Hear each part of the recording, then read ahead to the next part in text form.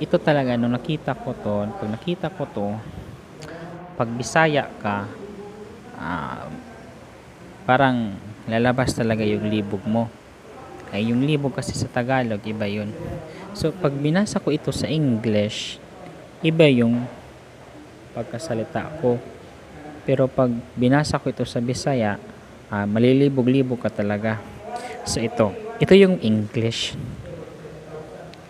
Iyuth tone.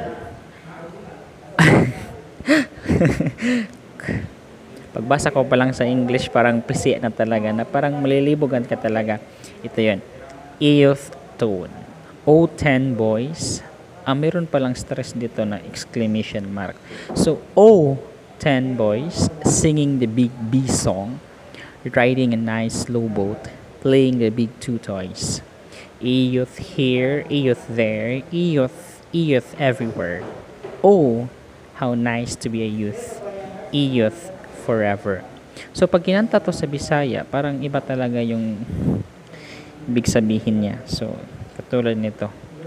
O tin boys singing the big B song, riding a nice slow boat, playing a big two toys, a youth here, a youth there, a youth everywhere.